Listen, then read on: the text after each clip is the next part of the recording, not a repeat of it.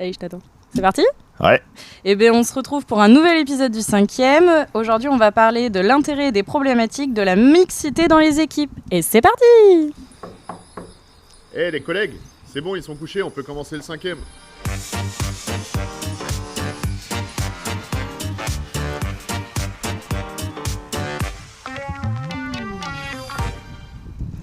Donc aujourd'hui, on se retrouve avec deux nouvelles personnes. J'ai à ma droite, que je me trompe pas. Hugo. En face de moi, il y a Corentin. et mon irréductible. Eugène. Ah, purée. Non, c'est Nico. Donc Toujours. aujourd'hui, je vous propose de parler de la question de mixité, ce qui est très drôle parce qu'autour de la table, ça ne fait pas égalitaire, mais on est quand même mixte déjà, c'est plutôt cool.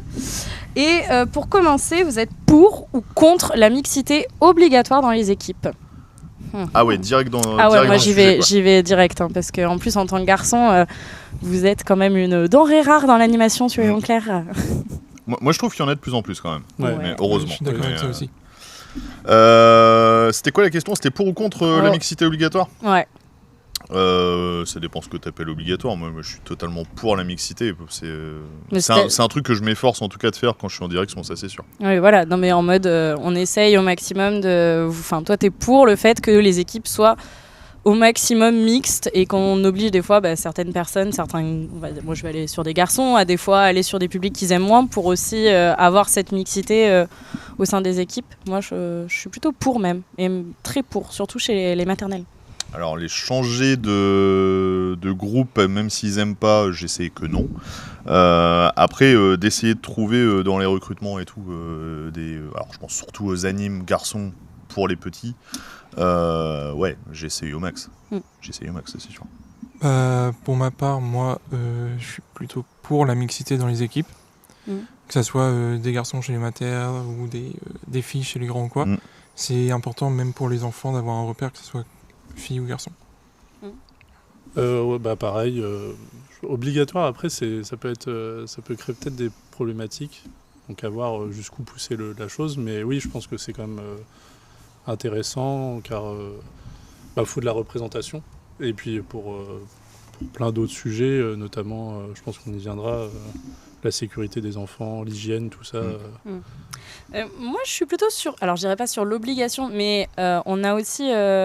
vous êtes un public d'hommes qui, du coup, moi, je trouve, vous allez plus souvent vers des plus grands. Et on va, du coup, faire moins des équipes mixtes chez les plus petits.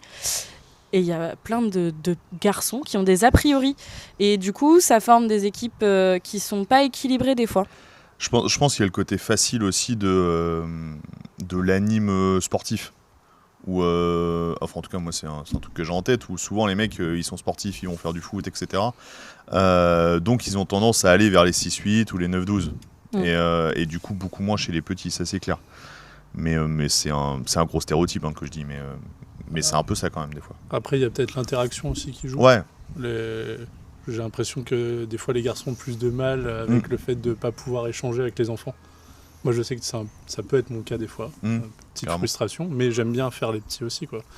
Mais je pense que ça joue aussi.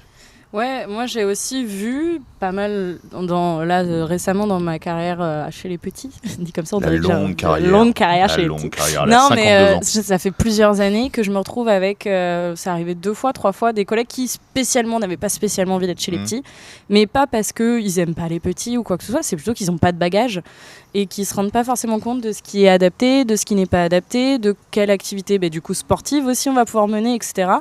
Ou même les jeux, et qui ont des a priori sur cette tranche d'âge, qui doit être maternée, qu'il faut pas aller trop fort, faut pas faire ci, faut pas faire ça. Et je trouve que ces stéréotypes sur cette tranche d'âge, ça fait qu'on a du mal à avoir cette mixité, alors qu'au final, quand on voit la vérité du terrain, mais on peut être un animateur sportif et faire des jeux sportifs tout le temps chez les petits, sans problème. Vraiment, il n'y a pas de problématique. Il y a peut-être le truc aussi où chez les grands, tu peux faire semblant de préparer, je trouve, tes activités, tes projets, etc. Même si c'est pas préparé, ça peut passer. Il y a des trucs que tu peux faire à l'arrache. Chez les 3-6, putain, si tu prépares pas tes activités, c'est tendu des fois. Enfin, en tout cas, moi, je trouve ça beaucoup plus tendu. Ouais. En plus, non, mais c'est là où ça rejoint, je trouve, le fait de peut-être effectivement contraindre. c'est effectivement, je trouve que ça peut permettre de former un peu mieux les animateurs sur cette tranche d'âge. Moi, ça faisait quelques années que j'y étais pas allé sur les maternelles et justement, j'y suis allé sur les dernières vacances. Et ça m'a fait du bien. Ma collègue qui était, elle, spécialiste là-dedans, m'a remontré des trucs et tout. Et je trouve ça cool, quoi. On revoit un peu le public différemment. Carrément. Moi, je rejoins un petit peu tout ce que vous dites. Après, sur l'appréhension, le bagage aussi qui n'est pas forcément présent. Puis après, il y a certaines structures aussi qui veulent pas forcément mettre de garçons chez les petits. Ouais. Il y a ça qui existe aussi. Grand sujet. Moi, je sais que... Il y a certains parents, et je sais de quoi je parle, qui n'aiment pas voir des hommes s'occuper des petits non plus. Et bien voilà, l'échange, vous êtes comment vous, en tant qu'homme, sur l'échange, vous trouvez ça... faut faire une partie égalitaire, donc quand c'est une équipe mixte, on fait, du coup, le garçon change les garçons, les filles changent les filles, les garçons peuvent changer, et le garçon peut changer et les filles et les garçons, enfin, comment vous vous positionnez là-dessus ? Moi, je trouve ça, c'est hyper délicat, et en plus, au-delà des parents, même des fois des directeurs, pour pouvoir aussi éviter ce genre de problème, vont prendre position, etc., ou au sein d'une équipe, il y a des choix qui vont se faire pour soit protéger l'enfant, soit protéger l'animateur aussi. Et avec les problématiques actuelles, comment vous vous positionnez en tant qu'homme chez des maternelles, par exemple, pour l'échange ? Moi, je vais parler de comment on fonctionne au niveau du centre. Vas-y. Nous, quand il y a des échanges à faire, en général, c'est les garçons s'occupent des garçons, les filles des filles. Après, parce que là, actuellement, chez les maternelles, par exemple, il n'y a aucun garçon. C'est que des équipes de filles. C'est une équipe uniquement de filles. Donc du coup, pas le choix. Elles sont obligées de changer le garçon aussi. Mais après, moi je pars du principe, niveau sécurité, on part du principe qu'on peut être 2 animateurs sur le change, un qui fait le change et un qui est là plutôt en témoin pour surveiller un petit peu ce qui se passe. Ok. Ouais, c'est mettre des protocoles en place, quoi, pour protéger tout le monde.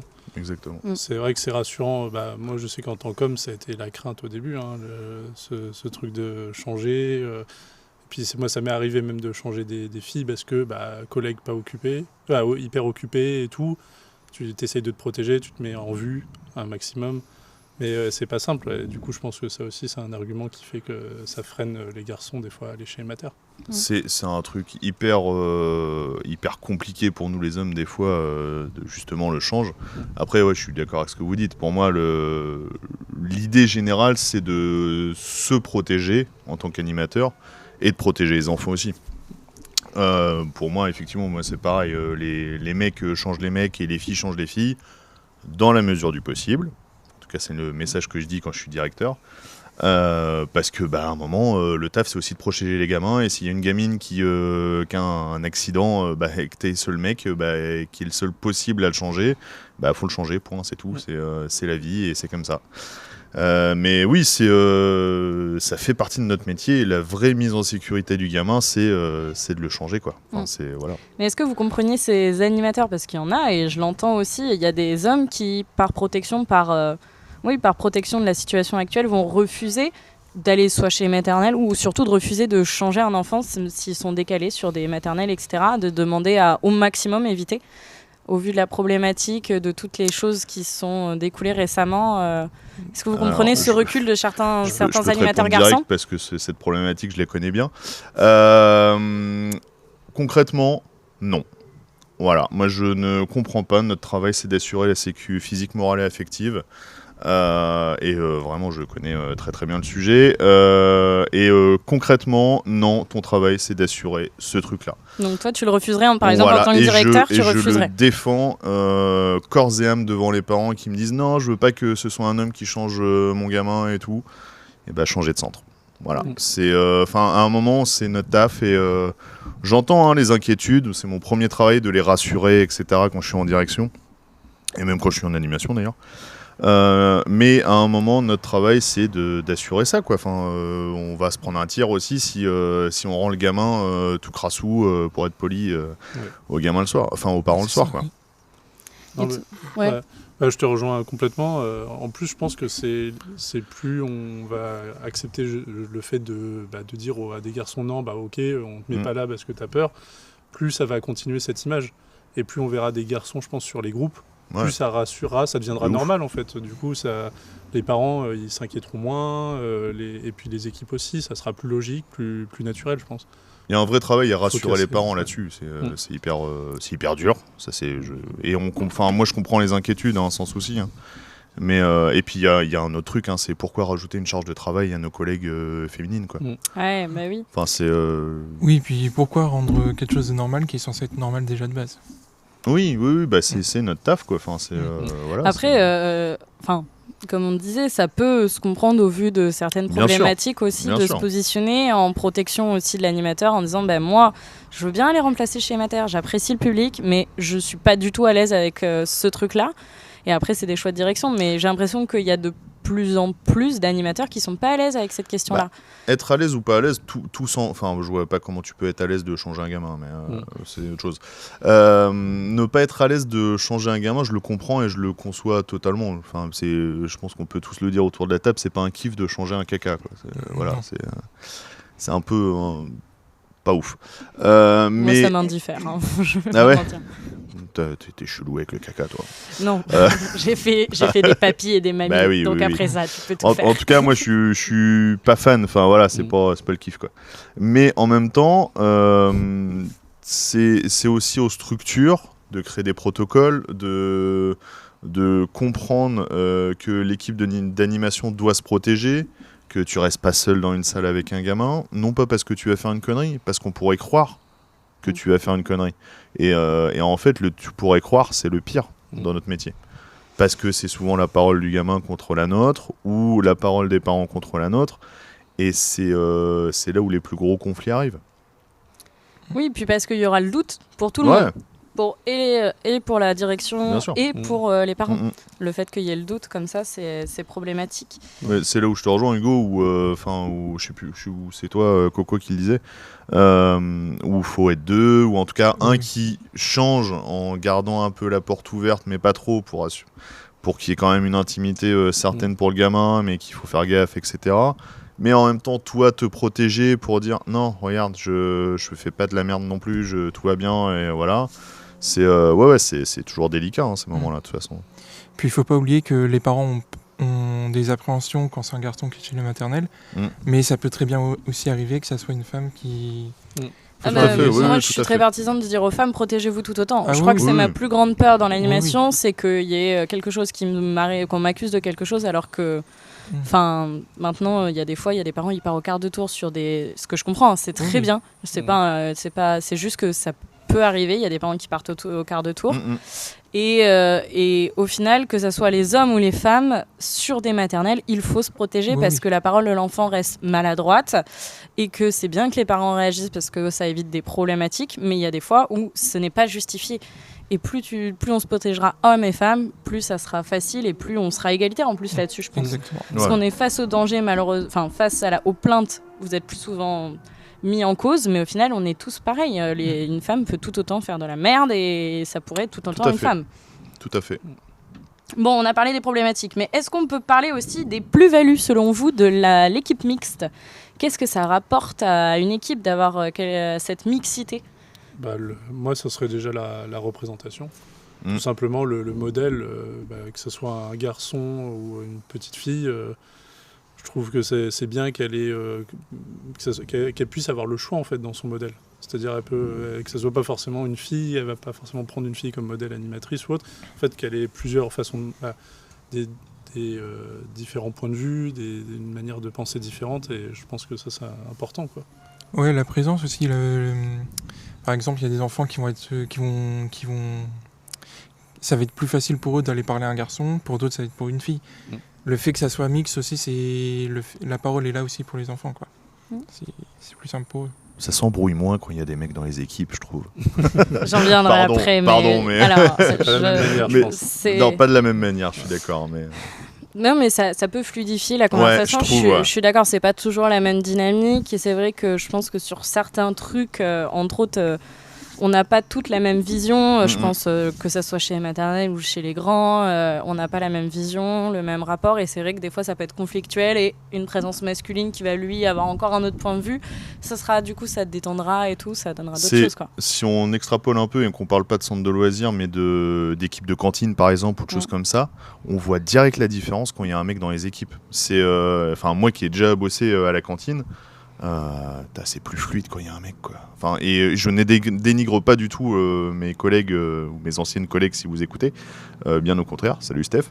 Mais ouais, c'est plus fluide, puis ça se voit. De toute façon, elles veulent garder des mecs à chaque fois, ou elles veulent avoir des mecs parce que ça discute, parce que c'est un peu plus rentre dans l'art des fois. Moi, je donne le côté inverse. J'ai bossé dans des équipes où il y avait que des hommes, et je suis débarquée. La dynamique a été différente. Là, on était plus du coup chez les grands.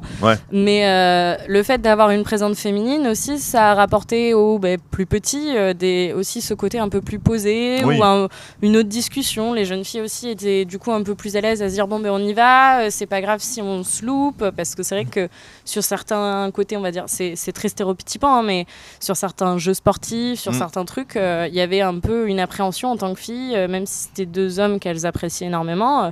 Le fait qu'il y ait une nana dans l'équipe, ça a aussi un peu apaisé les enfants et les deux animateurs garçons. Sur le rythme qu'ils donnaient aux journées, sur tout ça, c'était une autre vision aussi. Ouais, puis casser des stéréotypes. Tu parles des grands, justement, avoir une animatrice qui peut montrer qu'elle est sportive, qu'elle peut animer des grands jeux ou autres. Ça casse un peu le côté de tout le temps les mecs qui sont souvent sur ces équipes. Hein. Voilà. On l'a dit tout à l'heure sur la répartition. Et puis à l'inverse, chez les garçons, montrer aussi qu'on peut faire du manuel, c'est important, et que ça tourne sur ça. Récemment, aux dernières vacances que j'ai fait chez les grands, j'étais en binôme avec un garçon qui était moins sportif que moi. Du coup, c'était moi la figure sportive du groupe. Mais c'était assez rigolo. En même temps, dans mon équipe, Emma, elle est plus sportive que moi. Hein. C'est un fait. Forcément. C'est pas grave. Non, puis il y a une plus-value aussi, je trouve, sur les idées de projet.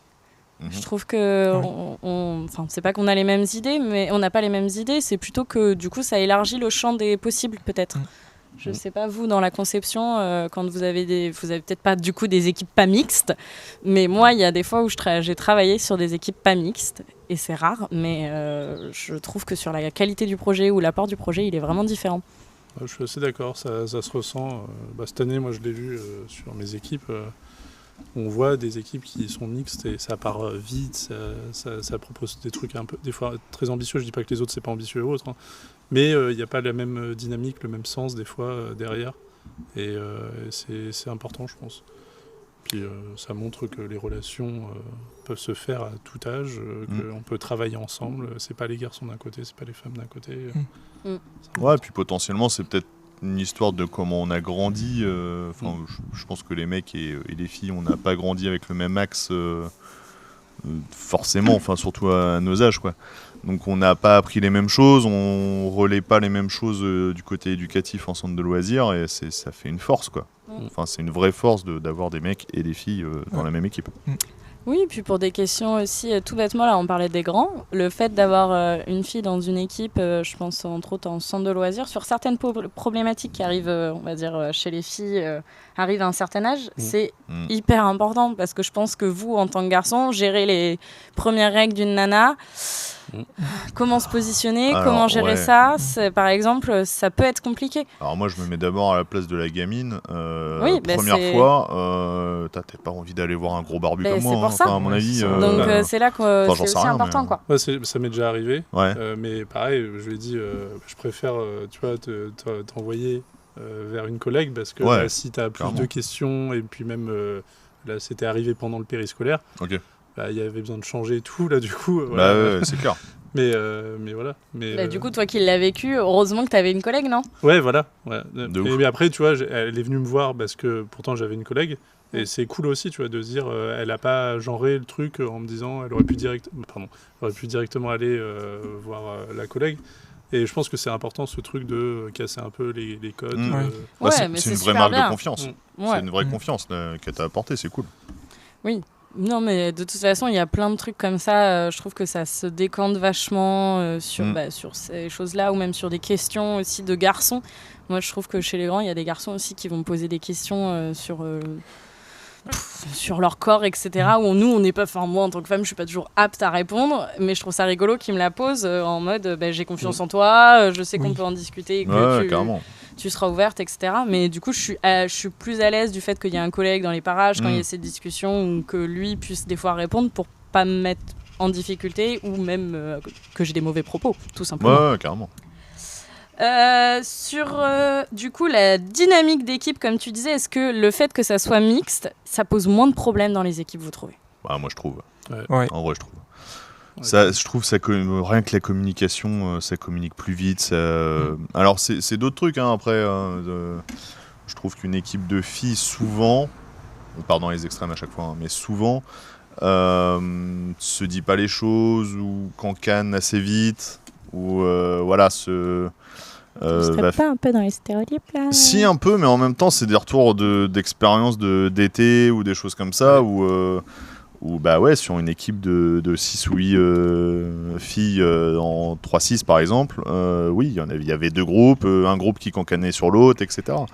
Et moi, de mon expérience, quand il y a un mec ou deux qui met un peu les pieds dans le plat, il faut qu'il mette les pieds dans le plat, mais ça bouge un peu les trucs et j'ai l'impression que ça le fait moins, en tout cas.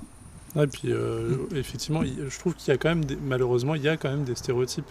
Ça existe vraiment. Et peut-être que justement, le fait de mélanger les équipes, ça la cassera petit à petit. Et comme on est, tu l'as dit tout à l'heure, une génération, on a quand même... on n'est pas les jeunes là qui, je trouve, changent un peu plus. Ils font évoluer ce côté-là, de ouf. Nous, on a quand même vécu avec quand même encore les dessins animés filles et les dessins animés garçons, malheureusement. Et du coup, ça se retrouve même chez nous dans les dynamiques d'équipe. Et comme tu as dit, ça accumule chez les femmes des fois, ça pète d'un coup. Nous, moi, par exemple, je dirais, en vrai, j'adore travailler avec les femmes parce que souvent, il y a un peu plus d'organisation et ça aide. Ouais, de ouf. Ça, c'est vrai. Bisous les filles de mon équipe de juillet. Merci pour le classeur anime que j'ai pas fait et que vous faites, c'est cool. Mon directeur de périscolaire te dira la même chose. Hein. Bah oui. Non, mais voilà. Mais après, il y a des mecs qui le font très bien aussi. Mais il y a des mecs super organisés. Mais je veux pas mentir, dans mon centre de loisirs, il y en a pas tant que ça. Salut Hugo Je fais des progrès, mais grâce à mes collègues aussi, tu vois. C'est vrai en plus. Non, moi je vais être très franche. C'est surtout dans les équipes de vieilles animatrices là. C'est horrible, mais alors moi je l'ai surtout vécu sur des PM, des choses comme ça où il y avait très peu de mecs. C'est pas agréable, ça piapiate, c'est jamais satisfait, ça se bouge pas trop les fesses et ça se pose entre elles. Ça donne pas toujours la bonne dynamique et c'est peut-être un stéréotype, mais je trouve que les vieilles animatrices, on a vraiment ce truc de elles ont été que des gonzesses, que des filles à rester assises, à être plus dans la surveillance et je l'ai pas beaucoup vécu dans mon centre de loisirs, mais en PM par contre je l'ai vachement vécu. Au-delà du genre, effectivement, je pense qu'aussi avoir une mixité d'âge, ça peut apporter aussi. Oui, dans la mixité, ça en vrai, parlons-en, mixité d'âge, comment vous le vivez? Moi, je trouve que des fois, c'est un apport. Vraiment, c'est des gens qui ont de l'expérience. Des fois, c'est des gens aussi qui ont moins envie. Parce que forcément... la fatigue. Hein. Moi, je dis rien pour l'instant, mais quand j'aurai 40 ans de métier, peut-être que je serai fatigué aussi. Mais voilà, et des fois, ça permet un équilibre d'apporter à la fois l'expérience et en même temps, l'autre va apporter l'énergie qu'il y a pu chez l'animateur. Et ça peut être un bon équilibre sur les équipes, quoi. Alors, à partir de quel âge on est vieux en animation? Non, je ferai pas. Non, mais alors, parce que je connais des personnes qui sont d'un certain âge et qui ont commencé l'animation il y a 3 ans. Hein. Ah oui, Big up à ma chère collègue qui se reconnaîtra. Plus de 55 balais et a commencé l'animation il y a 3 ans. Joli. Voilà. Après la mixité de l'âge aussi, c'est pas forcément le plus ancien qui va forcément apprendre aux plus jeunes. Ça peut être aussi en descendant. Le plus jeune qui va apprendre aux plus anciens. Mais c'est ce qu'on disait, ça apporte une dynamique, ça apporte un renouveau. Il y a des personnes qui ont un certain bagage et qui vont être contents aussi de pouvoir s'appuyer sur la nouveauté, etc. Et à l'inverse, hyper dur de rentrer dans une équipe de, par exemple, un duo de 2 personnes qui bossent ensemble depuis belle lurette, qui sont d'un certain âge, dans leurs petits trucs. Ouais. Et toi, t'arrives avec tes idées. Pas facile non plus. Hein. Je pense qu'à l'inverse, la mixité dans ce cas-là, elle est hyper dure à vivre. En même temps, une équipe de 3, c'est compliqué. Pourquoi moi, je trouve que ça fait toujours 2 plus 1. Toujours. Ah non, je suis tellement pas d'accord. Moi, j'ai fait énormément d'équipes de 3. Là, c'est ce qui se passe les mercredis et je peux te dire que je trouve que ça équilibre justement des fois parce que même quand tu t'entends bien avec une personne, ça peut arriver, fatigue, tout ça. une petite accroche, un truc comme ça, et l'autre va être là pour un peu faire c'est vrai, et ainsi de suite. Moi, après, ça souvent, dépend fait les 2+1, affinités, mais ouais. Souvent, il y a une affinité entre deux et il y en a un à l'écart, moi, je trouve. Mais j'entends vos... Après, je pense que comme on disait, ça dépend si c'est un binôme qui a été créé, où on a rajouté un quelqu'un. Ça, c'est dur. Ça, dans la mixité, comme on en disait, un binôme de 2 jeunes qui sont avec une personne plus âgée, ou à l'inverse, un binôme de 2 personnes plus âgées ou 2 personnes expérimentées depuis longtemps qui bossent ensemble et tu rajoutes quelqu'un. Hyper compliqué, hyper difficile. Une équipe de 3 qui se crée comme ça. Oui. Trop bien, ça marche. En même temps, une équipe qui se crée tout court, c'est beaucoup plus facile. Et du coup, l'équipe sociale se fait ensemble et ça se passe bien, quoi. Ouais. Et c'est là-dessus qu'on disait, est-ce que dans la mixité des équipes, vous êtes pour faire tourner, pour faire essayer de bouger les choses, ou vous préférez rester dans votre petite équipe à pas trop bouger, justement parce que ça fonctionne? Comment vous vous positionnez sur la formation des équipes là-dessus? Le bide. Vous êtes sceptique de ma question? Non, mais je pense que ça dépend des temps, déjà. Je trouve que sur un périscolaire, ça peut moins changer parce que c'est du quotidien, donc ça peut avoir un intérêt assez important avec les enfants pour le lien. Ouais, mais c'est par exemple d'une année à une autre, essayer de bouger certaines choses. Alors, mais après, pour les vacances, je serais plus là où je me dis ça peut tourner beaucoup plus parce que ça permet aussi à tous les animateurs de voir tous les âges, même peut-être de découvrir des groupes qu'ils ne soupçonnaient pas aimer, de revoir leur manière d'animer sur certaines choses. Quand ils reviennent après chez les grands, peut-être que avoir été chez les petits, ça leur décoince des choses. Ça peut être pas mal. Moi, j'ai bossé 8 ans dans un périsco où c'était 3-12 ans, donc, et on tournait toutes les semaines sur une semaine 6-12, puis on passait sur les 3-6, et ainsi de suite. Donc moi, je suis fan de ça. Pour moi, faut bouger le plus possible. Après, tu as forcément des préférences, forcément des groupes où tu es plus à l'aise, ça c'est sûr, mais... C'est faux. Ah bah si, tu peux être plus à l'aise sur des groupes. Ça s'entend. Regarde, toi, il n'y en a pas forcément. Oui, tu peux, oui. Toi, J'aime bien le contredire, hein, sachez-le, c'est juste pour l'embêter que je fais ça. Oui, je sais. J'ai l'habitude. Oui, pour moi, si tu peux bouger de site, c'est mieux, quoi. Après, moi, par exemple, je suis plus à l'aise avec les 6-12 et voilà, forcément, à l'année, on me met souvent avec les 6-12. En tout cas, je le suis quasiment tout le temps. Oui, mais est-ce que ton équipe reste fixe ou est-ce que les gens autour de toi peuvent tourner? Parce que c'est aussi la dynamique que ça peut apporter derrière. Des fois, on a envie de faire des gros projets et comme on est souvent avec les mêmes personnes, ça a un intérêt. Mais aussi, le fait de tourner, ça peut avoir un intérêt sur un nouvel élan. Là, pour rebondir sur ce que tu dis, l'année prochaine, je me verrai pas changer d'équipe Perisco, par exemple. Parce qu'en fait, ça fait déjà 2 mois qu'on réfléchit à un fonctionnement de Perisco un peu particulier.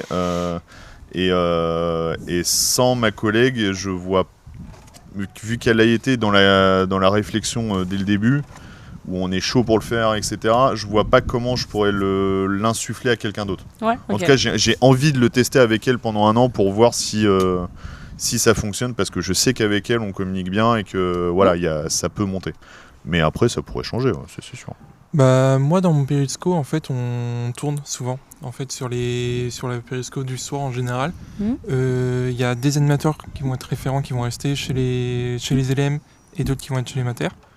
Et va y avoir des animateurs en fait tous les jours qui vont tourner. Donc si on prend mon exemple, moi le lundi et le jeudi je suis avec les maters.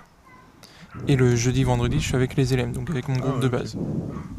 Et après sur les mercredis et les vacances, je suis avec mon groupe, donc les 9-12 ans. Et tu bouges pas d'équipe et tu bouges pas de... Non, à ce moment-là, non, Vos équipes, elles tournent pas? Après sur les mercredis et les vacances, non, pas souvent. C'est drôle parce que comme avec Hugo, nous à l'inverse, c'est très drôle. Nos équipes Perisco sont positionnées en début d'année. Nos équipes mercredi sont positionnées en début d'année pour avoir les mêmes. Et à chaque vacances, du coup, on remélange toute la tambouille. Ça bouge pas les mercredis, ça bouge pas en périsco, et le fait que ça est d'une année à l'autre, ça peut bouger sur les mercredis, ça peut bouger en périscolaire, mais on fait une année complète et on fait des vœux après aussi. Mais ce qui fait que sur les vacances, il y a ce renouvellement et cette envie de bouger et que je trouve extraordinaire. J'adore cette dynamique. on change de tranche d'âge, donc on va un peu se challenger, comme on disait, pour certaines personnes. Et en plus de changer de tranche d'âge, on change de collègue. Ce qui fait qu'il n'y a pas de lassitude et qu'en plus, on crée une nouvelle dynamique à chaque vacances. Et il y a des collègues avec qui je ne bosserais pas, vu la taille de mon centre, s'il n'y avait pas ça. Mais ça, c'est presque un projet de structure. Vous êtes rentré dans la structure, c'était déjà insufflé ou Non. Si, moi, non. Non, clairement. Moi, la première année, j'ai pas bougé des petits, j'ai pas bougé des maternelles. Alors après, il y a toujours des équipes où ça bouge moins. Oui, alors je trouve que depuis quelques années ça bouge plus, mais aussi parce qu'on a fait cette demande-là et parce que nous, à notre époque, quand j'ai commencé, c'était compliqué d'avoir des animateurs et animatrices chez les maternelles. Maintenant c'est l'inverse. Voilà, maintenant c'est l'inverse, mais on a eu une dynamique pendant, je pense, ça fait 5 ans que je suis dans ma structure, pendant 3 ans, j'avais beaucoup de collègues qui ne voulaient pas spécialement aller chez les maternelles et on a cassé quelques stéréotypes. Moi je me revois, j'ai un collègue Big Up Landry qui n'appréciait pas les maternelles et qui, au bout de 2 ans avec moi, m'a dit je veux plus quitter le groupe des grandes sections. Voilà, il y a des trucs où les animateurs, comme je disais, ont des a priori, mais le fait de mélanger, là, ça permet aussi à chacun de se satisfaire, comme je disais, ceux qui veulent être aussi un peu chez les grands, ceux qui veulent faire les maters, mais pas trop non plus, ça permet de se renouveler. Et c'est vrai qu'en périscolaire, on fait des vœux et les mercredis aussi, ce qui permet d'avoir toujours une satisfaction du public. Du public qu'on appréciait. Il faut quand même une espèce de satisfaction générale, de validation générale même, que ce soit de la structure mais aussi de tous les animes. Depuis 2 ans ça a été un peu imposé et le fonctionnement est plutôt apprécié. L'équipe a changé depuis que tu es arrivé au tout début et je pense que ça a dû jouer aussi sur les profils qu'on a maintenant. Parce que, en tout cas ceux qui ont resté, ça a permis de créer un équilibre qui permet ce changement aussi, je pense. Et moi je trouve que c'est bien parce que ça apporte un élan, ça leur donne envie de rebosser sur des temps des fois, et puis d'intégrer aussi des jeunes animateurs. Des fois, ça fait des années qu'on travaille avec certains, où on se voit, on a des affinités. Eux, on les voit de loin pendant longtemps. Il y a des gens sur d'autres périscopes que moi je vois quasiment pas. Pourtant, ils sont dans ma structure depuis 1 an. Bien sûr. Et travailler avec eux tout d'un coup, ça permet de les connaître, quoi. Donc c'est cool. Ouais, et puis comme on disait, là, nous, je pense que dans la mixité, ça permet vraiment de pousser la mixité jusqu'au bout. C'est vrai que nous, on a 4 équipes de périscolaires différentes. Et on a 2 centres de loisirs différents. Un élémentaire, un maternel. Donc il y a des gens que tu ne croises pas de l'année, avec qui tu ne bosses pas, sauf si tu fais ce mélange-là. Et c'est vrai que du coup, on apprend énormément des uns des autres, là, dans ces moments-là. Mais en même temps, j'essaie de le concevoir dans mon centre et pareil, on est sur 4 écoles et ça pourrait coller, ça pourrait être cool aussi. Effectivement. Après, à tester, ça date. Coralie, je te laisse seul maître de cette discussion. Si tu entends, j'attends ta réponse dans le bureau lundi. Ouais, mais après, comme je disais, c'est comme tout. Il y a des animateurs, filles ou garçons, qui vont pas être à l'aise avec des plus petits ou avec des plus grands. Et c'est là aussi que se pose l'accompagnement et la formation entre collègues ou même des directeurs sur comment j'accompagne cet animateur qui est pas spécialement à l'aise avec cette tranche d'âge ou qui a peu de connaissances. C'est un travail vraiment là-dessus, du coup, de se dire, écoute, on te lance ce défi, tu n'aimes pas, on essaiera de pas t'y remettre. Et puis comme ça, au moins, il y a un apprentissage aussi et l'animateur a plus de connaissances et repart avec un bagage et avec une notion un peu de défi, un truc un peu sympa, quoi. Pas un truc de tu vas là, c'est comme ça. On essaye, on fait des tests, on y va, je te mets avec quelqu'un qui aime bien et justement on essaye de dynamiser des équipes et de tester des trucs, quoi. Ça peut être l'occasion de aussi tester des binômes ou des choses comme ça. Ouais, ça peut être l'occasion aussi de bien mixer justement les mecs, les filles, etc. Les jeunes, les moins jeunes. C'est plutôt cool. Hein, les vieux comme toi. Je ne répondrai même pas à cette attaque puérile. Oh. Est-ce que vous avez autre chose à dire sur la mixité ? Non. Dis donc, ça suffit. T'as commencé, hein. Tu vas pas faire du boudin ? Si. Je poutine. Arrête de te gratter le nez avec le micro aussi. Non, on va pas commencer. Bon, est-ce que les gars, vous avez autre chose à dire sur le sujet de la mixité, vous qui êtes au centre, comme je disais, comme vous manquez à nos équipes, on essaye de recruter des mecs tout le temps. Est-ce que vous vous sentez désiré ? Est-ce qu'il y a autre chose à dire là-dessus ? Est-ce que vous êtes une denrée rare, comme je disais dans l'animation quand même ? Je pense que de moins en moins, ça c'est cool. Ouais. Et dans la structure où on est tous les deux, du coup, je pense que ça va. On est quand même. Ça commence à aller. Mais c'est pas facile, hein. Ouais. Après, oui, forcément, mais Moi, je sais pas, j'ai pas forcément en tant que directeur, par exemple, j'ai pas forcément ce truc de me dire ah là, il me manque vachement d'hommes ou vachement de femmes.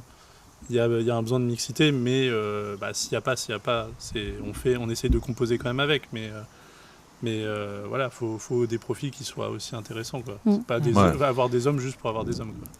Moi, je suis conscient qu'il y a plus d'animateurs garçons qui commencent à arriver dans les centres. Après, moi, dans mon centre, actuellement, je suis le seul garçon. Oh, quelle horreur. Je suis le seul pauvre garçon. Gars. Je commence à avoir l'habitude, hein. Oui.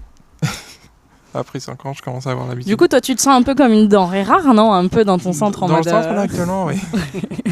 S'il vous plaît, recrutez un mec. S'il vous plaît. Ouais, mais du coup, toi, tu penses qu'il y a une génération d'animateurs mecs qui arrive, là? Bah, après, c'est par rapport au bac animation enfance personnes âgées que j'ai passé. Mes anciens profs me contactent à des moments pour venir rencontrer les élèves et tout. Et je me rends compte qu'il y a de plus en plus de garçons, en fait, dans les classes. Okay. Yes. Faut savoir que moi, la première promo, on était 3 garçons. Sur combien? Sur 21 au début. Ok. 17 à la fin. Peu, dis donc. Ouais. Wow. C'était les Hunger Games De ouf. Il en restera plus qu'un. Mais là, de plus en plus, il y a des garçons dans la formation. Là, je crois que les secondes de cette année, ils doivent être 6 ou 7, je crois. Ok. Ouais, mais ce qui reste peu, hein, c'est fou. Mais moi, je me demande, est-ce que vous savez pourquoi en tant qu'homme, ça attire moins l'animation pour vous? Je pense que déjà le social en général, déjà c'est pas. Ouais, c'est vrai que c'est un milieu très féminin au final. Hein. Plus les enfants. Il y a encore ce côté un peu où les garçons s'occupent pas forcément des enfants. C'est un peu dommage. Est-ce qu'il n'y a pas ce côté un peu faut materner les gamins, etc. Ouais, tais-toi, tu sais que j'aime pas ça. Bah oui, je sais très bien, mais je m'en fous. Mais en même temps, c'est aussi un fait. Il y a une idée. Non, désolé. Vas-y. Non, mais il y a une idée comme quoi c'est peut-être un job où il va falloir materner, faire attention aux enfants, faire tout ça. Alors qu'au final, c'est pas toujours le cas. Enfin, même surtout chez les petits, c'est pas que on me fait un câlin, on fait machin, ils pleurent pas tout le temps. Non, on peut y aller, on peut les secouer, il n'y a pas de souci. Enfin, les secouer. Non, on peut pas les secouer, on se détend. Non, mais c'est une blague. Elle a mal formulé sa phrase. Elle ne secoue pas des enfants. Non, je ne secoue pas des enfants. Mais on peut aller dans le dynamisme et dans l'idée que peut-être plus de choses qui vont attirer du coup les garçons aussi que ça soit, mais moi je vois il y a plein d'animateurs, on va dire sportifs, qui finissent dans l'animation un peu comme ça et qui du coup se rendent compte que oui, dans ce métier il n'y a pas que ce côté maternant, que ce côté gardien d'enfants que je déteste. Il y a autre chose, il y a du jeu, il y a de la dynamique, il y a plein de trucs quoi. Après à l'inverse, je trouve qu'il y a aussi des garçons qui partent justement pour faire plus du sport, pardon. Tu vois, aussi, il y en a. Qui viennent intervenants ou d'autres choses. Éduc sportif. Éduc sportif, voilà.